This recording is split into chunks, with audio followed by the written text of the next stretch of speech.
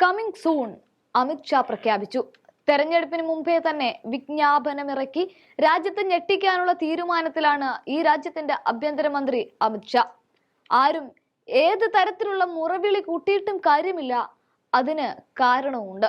അയോധ്യ രാമക്ഷേത്രവുമായി ബന്ധപ്പെട്ട ചർച്ചയിൽ അമിത്ഷാ ചില കാര്യങ്ങൾ എടുത്തു പറയുന്നുണ്ട്. അതിൽ ഏറ്റവും ഗൗരവകരമായ കാര്യം, ലോകത്ത് ഒരിടത്തും ഒരു രാജ്യത്തെ ഭൂരിപക്ഷ സമുദായത്തിന്റെ വിശ്വാസം സംരക്ഷിക്കാൻ ഇത്രയും നീണ്ട നിയമ പോരാട്ടം നടത്തേണ്ടി വന്നിട്ടില്ല എന്നുള്ളതാണ്. അതായത് ഇനി അങ്ങോട്ട് ഭൂരിപക്ഷത്തിന്റെ ഇഷ്ടവും താല്പര്യവും എന്താണോ അതൊക്കെ നടപ്പിലാകൂ എന്നുള്ളതാണ്. മതേതര രാജ്യമായതുകൊണ്ട് മാത്രമാണ് BJPയുടെ ഹിന്ദുത്വ അജണ്ടകൾ ഇത്രയും കാലം നടപ്പിലാക്കാതെ പോയത്. എന്നാൽ അത് മാറ്റി എന്ന തരത്തിലാണ് BJP ഇപ്പോൾ പറഞ്ഞു വെക്കുന്നത്.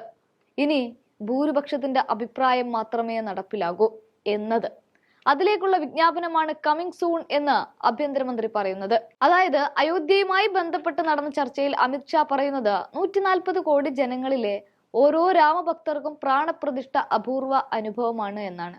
വർഷങ്ങൾ കോടതി വ്യവഹാരത്തിൽ കുടുങ്ങിക്കിടന്ന സ്വപ്നം മോദി സർക്കാർ യാഥാർത്ഥ്യമാക്കി. ജനുവരി 22 പ്രാണപ്രതിഷ്ഠ നൂറ്റാണ്ടുകൾ ഓർമ്മിക്കുമെന്നും രാമനെ ഒഴിവാക്കി രാജ്യത്തെക്കുറിച്ച് ആരൊക്കെയോ സംസാരിക്കുന്നുണ്ടെങ്കിൽ അവർ അടിമത്തത്തിന്റെ പ്രതിനിധികളാണ്, അവർക്ക് ഇനിയും രാജ്യത്തെ മനസ്സിലായിട്ടില്ല എന്നും 1528 തുടങ്ങിയ നിയമ പോരാട്ടമാണ് ജനുവരി 22 പൂർത്തിയായത്. ഇത് നൂറ്റാണ്ടുകൾ ഓർമ്മിക്കും. പ്രാണപ്രതിഷ്ഠയെ എതിർക്കുന്നവർ സുപ്രീം കോടതി വിധി അംഗീകരിക്കുന്നുവോ എന്നും ഇനിയെങ്കിലും വ്യക്തമാക്കണം തുടങ്ങിയ കാര്യങ്ങളൊക്കെയാണ് കഴിഞ്ഞ ദിവസം നടന്ന ചർച്ചയിൽ ആഭ്യന്തരമന്ത്രി പറയുന്നത്.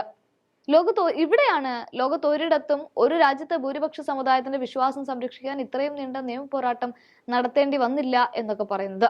അതിനുശേഷം അമിത്ഷാ മറ്റൊരു കാര്യം കൂടെ പറയുന്നുണ്ട്. രാമക്ഷേത്രം യാഥാർത്ഥ്യമാക്കിയതിലൂടെ രാജ്യം പുതിയ യുഗത്തിലേക്ക് കടന്നു എന്നതാണ്. അതായത് ഹിന്ദുത്വത്തിന്റെ പാതയിലേക്ക് എത്തി എന്നർത്ഥം. ആ യുഗ പൂർത്തീകരണത്തിലൂടെ മൂന്നാം ഊഴത്തിൽ ഭരണചക്രം BJPയുടെ കയ്യിലും കിട്ടുകയും ചെങ്കോലും കിരീടവും മോദിയാണ് എന്തുന്നത് എങ്കിൽ ഉറപ്പിക്കാം, ഏക സിവിൽ കോഡ് എന്ന ബോംബ് ഈ മതേതര രാജ്യത്തിന്റെ നെഞ്ചിലിട്ടവർ പൊട്ടിക്കും.